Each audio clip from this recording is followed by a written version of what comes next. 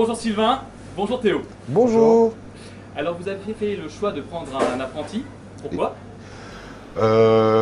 C'est pas cher déjà, faut le dire quand même, c'est quand même une manne financière qui est quand même assez importante, et puis surtout l'envie aussi de transmettre était enfin pour moi elle était essentielle parce que j'ai appris comme ça et je pense que mon métier c'est aussi transmettre et voilà, essentiellement c'est ça. Alors c'est également votre parcours j'imagine? Oui, bien sûr, j'ai commencé à l'âge de 15 ans. Donc en sortie de troisième, c'était pas forcément facile parce qu'il a fallu rentrer dans la vie active assez rapidement. Mais en même temps, ça vous apprend aussi que ça vous dorlote pas trop, ça vous apprend aussi ce que est la vie au travail et que ce travail-là va consister quand même dans une bonne partie de votre vie. Et donc voilà, ça vous met directement les pieds là où il faut, quoi. Et toi, qu'est-ce qui t'a amené à l'apprentissage? Eh ben moi en fait j'ai fait un bac en initial du coup, donc c'était pas en apprentissage et du coup il me manquait tout ce qui était partie professionnelle etc. Et du coup bah, je me suis tourné vers l'apprentissage pour apprendre sur le terrain.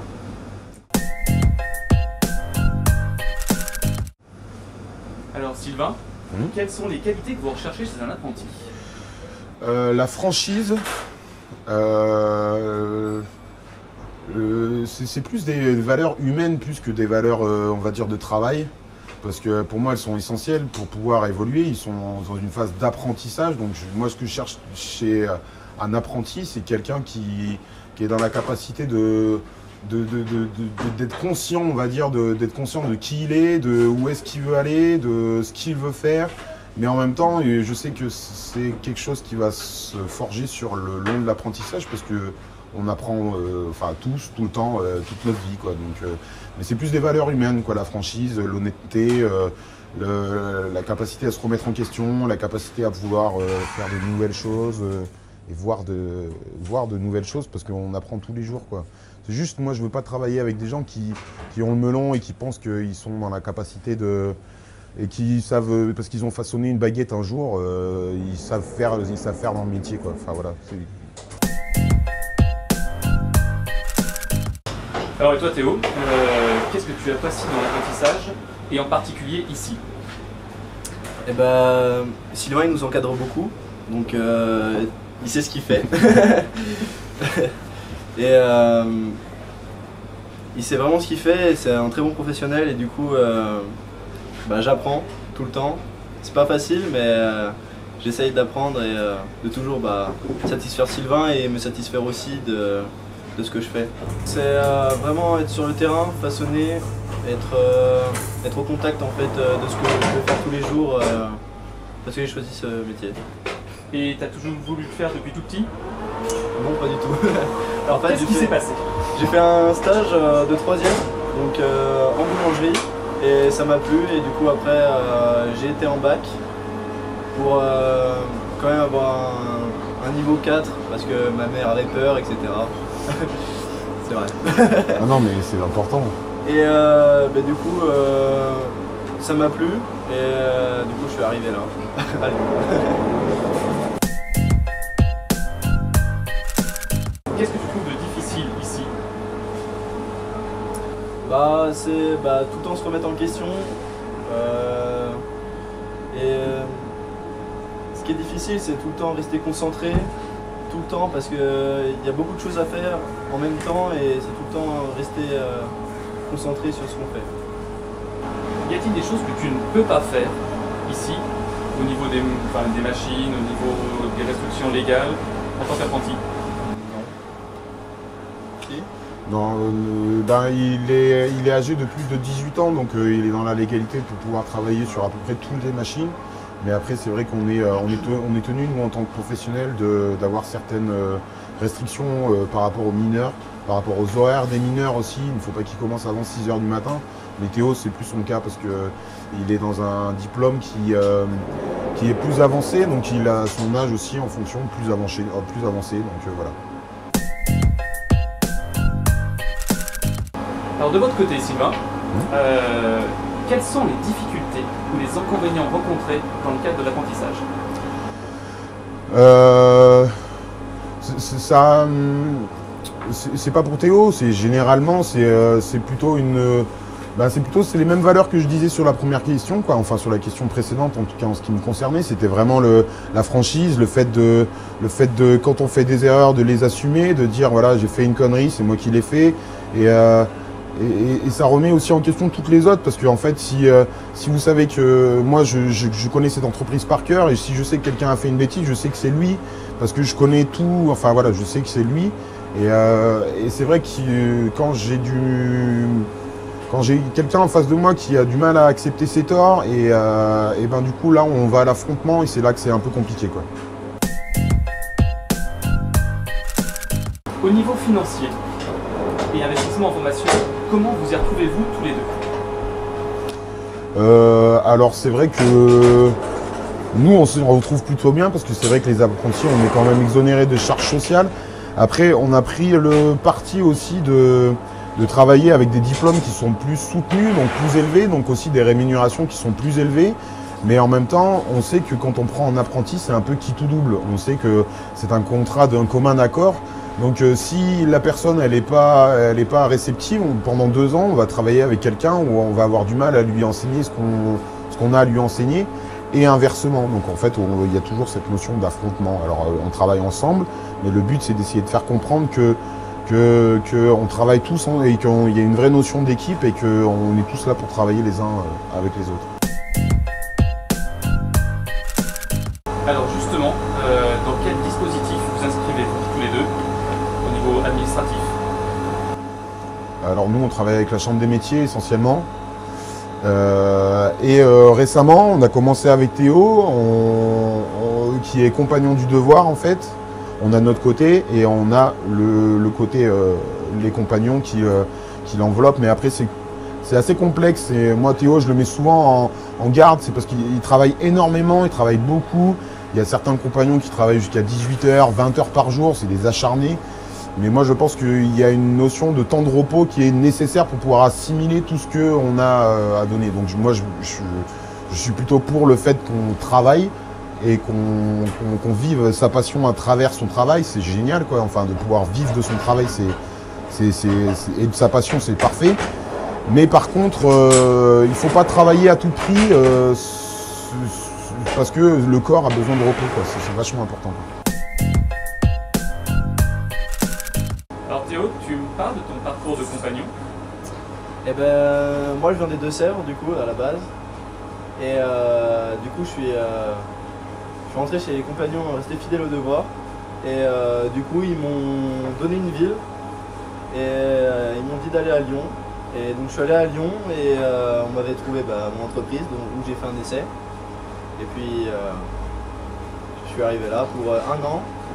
Et donc du coup je fais une autre année. Normalement on change tous les ans, mais là je fais 2 ans parce que j'avais mon contrat de 2 ans et que je dois finir mon BP. Voilà. Est-ce que tu peux nous raconter quelle est ta journée? Je me lève, je viens travailler. Donc je vais aux toilettes, je vais aux toilettes. Je sais pas comment dire, une journée typique ici ou ma journée typique à moi. Ici, j'arrive à 7h, donc je défourne. Oui. Non. En fait, on a, enfin si je peux me permettre, je réponds pas à sa place, mais en tout cas, un tout petit peu, mais en fait on a un roulement, vu qu'on travaille toute la journée, c'est vrai qu'ils n'arrivent pas forcément tout le temps à 7h. Aujourd'hui il a commencé à 7h, mais des fois il commence à 11h, des fois il commence à 4h du matin, et donc du coup il n'a pas vraiment une journée type tous les jours, quoi. Après, enfin voilà, je lui laisse répondre le reste, mais en tout cas, je pense que c'était quelque chose qu'il fallait signaler, quoi. Ouais. Théo? J'ai rien à rajouter, moi, Du coup, en ce moment, c'est vrai que quand il arrive, il s'occupe de la fin des cuissons, après il s'occupe de la mise en place du pain pour l'après-midi. Aussi, en fait, on prépare toujours le pain à l'avance, la veille pour le lendemain. Donc du coup, il nous aide à préparer tout ça parce que on est plusieurs. On prépare tout le pain pour le lendemain matin, on le laisse pousser tranquillement dans ce qu'on appelle des chambres de fermentation qui va pousser tout doucement jusqu'au lendemain. Et puis la mise en place de la journée et en même temps de la journée du lendemain pour qu'on puisse être prêt pour éviter de se lever à 10h du soir. Enfin voilà, quoi. Théo, une idée de ton salaire à la sortie de l'apprentissage? À la sortie de l'apprentissage, bah, je sais pas, moi, vous voulez un chiffre ou une fourchette? Comme tu veux. Entre 500 et 10 000. En sortie d'apprentissage, je sais pas, 1700 net. Et du temps passé, à peu près? Du temps passé Horaire? horaire fourchette aussi. Ah, il va prendre une fourchette. Bah, entre 35 et 45, on va dire. Une anecdote à nous raconter? Waouh. Si, on en a. Quand j'ai trop cuit des trucs. Ah oui, un jour, non, la chambre de pouce. Un jour, en fait, on travaille, donc on prépare tout la veille pour le lendemain. Et en ce qui concerne la viennoiserie, on le laisse, donc on prépare la veille, on le met dans une chambre. Et en fait, cette chambre-là, elle reste à 5 degrés pour bloquer la fermentation. Et en fait, elle passe en chaud 2 heures avant qu'on arrive, pour que quand on arrive, ce soit assez poussé. Mais si c'est mal réglé, et ben en fait, le problème qui peut arriver, c'est que quand on, enfin voilà, donc ça a été mal réglé. Mais on s'en a rendu compte la veille. Et c'est vrai que moi, je reviens tous les soirs pour vérifier que tout a été bien fait. Et là, du coup, quand je suis revenu, bah, Théo, il était vraiment mal en point parce qu'en fait, on avait la totalité de la production du lendemain qui était bonne à foutre à la poubelle, il n'y avait rien à faire. Et du coup, ça l'a mis dans un état pas possible. Et en même temps, moi en tant que patron, c'est vrai que je vois que ça lui tient à cœur et du coup, je peux pas lui en vouloir. Parce que bah, voilà, on fait tous des erreurs. L'important, c'est de les reconnaître. Et là, pour le coup, bah, il n'y avait pas à reconnaître parce que bah, il n'y avait rien. Enfin voilà, il avait fait une erreur. Mais en tout cas, je voulais pas qu'il se mette dans cet état-là. Et c'est pour ça que souvent, j'insiste sur la concentration, j'insiste sur plein de choses, j'insiste sur des petits trucs parce qu'en fait, on passe notre journée à divaguer, à travailler dans ce laboratoire et en fait, c'est juste des fois un coup d'œil à droite à gauche, vérifie que ça soit bien fait, ça mange pas de pain, blague, et ça coûte rien en tout cas. Et souvent, c'est des petites erreurs comme ça qui font qu'on peut foirer la totalité d'une production, quoi. Donc voilà. Mais voilà, après c'est vrai que on fait tout, moi ça m'est arrivé, c'est comme ça qu'on apprend à faire des erreurs. Théo, Sylvain, qu'est-ce que vous diriez à ceux qui veulent essayer l'apprentissage? Moi? Les deux. D'abord. Moi j'adore ce métier, hein. C'est ma vie, c'est ma passion. Aujourd'hui j'ai eu la chance de pouvoir ouvrir mon entreprise qui fonctionne comme je l'entends. Donc je réalise mon rêve et c'est ça qui m'a tenu pendant toutes ces années d'apprentissage et ces années d'ouvrier avant que je devienne patron. Mais je mettrai en garde parce que c'est vraiment un métier qui est très clivant, socialement c'est très compliqué, il faut se lever tôt. Quand on est adolescent, on voit nos amis partir en boîte de nuit, mais nous on va travailler. Quand on commence à avoir une femme, on ne pourra pas passer la soirée avec elle. Quand on a des enfants, on ne pourra pas avoir des petits déjeuners avec eux. Donc moi, je mets une grosse mise en garde. Et j'ai une anecdote comme ça avec mon premier prof de boulangerie. Il m'a dit, vous savez, aujourd'hui vous êtes 12. Et ben à la fin de votre carrière, vous ne serez plus que 2, quoi. Donc il y a un boulanger sur 6 qui commence sa carrière de CAP, qui finit boulanger. Parce qu'il y a plein de choses, dans la vie, il y a plein de trucs et il y a plein d'obstacles à ce rêve-là et il faut être fort mentalement, il faut être costaud parce que il faut vraiment y croire parce que en fait, voilà, il faut s'entourer de bonnes personnes aussi qui comprennent que ce rêve-là vous anime. Théo, qu'est-ce que tu leur dirais, toi, à ceux qui veulent essayer l'apprentissage? Moi, je leur dirais qu'il faut vraiment être très motivé parce que c'est un engagement l'apprentissage, parce que Sylvain, il compte sur nous aussi, parce qu'on fait partie de l'entreprise et il faut vraiment être très très motivé parce que sinon ça marchera pas, quoi. Ça va mal se passer et ça peut vite dégoûter alors qu'il n'y a pas de raison. Ça te plaît beaucoup, hein? Oui. Oui. Ben, je vous remercie beaucoup tous les deux. Merci à vous. Merci. Donc on va faire les madeleines, Théo, je vais te montrer avec les madeleines nature et tu vas me faire les pistaches à la suite. Donc en fait, L'important c'est de bien mettre dans la poche, il ne faut pas trop en mettre non plus, après sinon ça dégolle sur le dessus et c'est dégueulasse. Je vais t'en mettre partout. Donc après on serre bien la poche pour pouvoir bien l'attendre. Et là on va couper le bout pour avoir l'ouverture nécessaire pour pouvoir mouler ça comme il faut. Alors, on coupe bien l'extrémité comme ça, pour pouvoir avoir une belle sortie bien nette. Et après, donc, on descend et on remonte légèrement.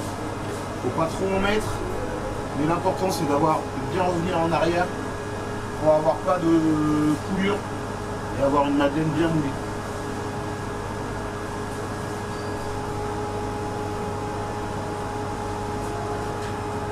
Voilà, donc au début, applique-toi bien. Moi, j'y vais un petit peu vite, mais c'est normal, j'ai l'habitude. Toi, t'es pas pressé. Après, on va faire les choses bien comme il faut. Après, on n'hésite pas à resserrer un petit peu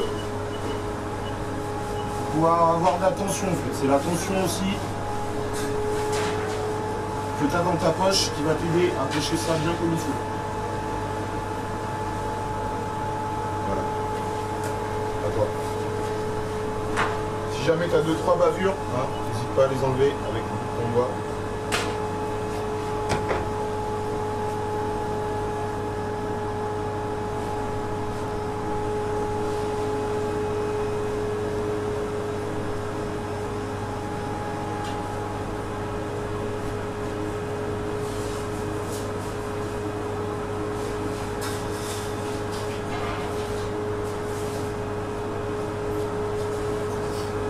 Pas resserrer un peu ta poche des fois pour remettre un petit peu de tension et pour pouvoir remouler ça assez facilement.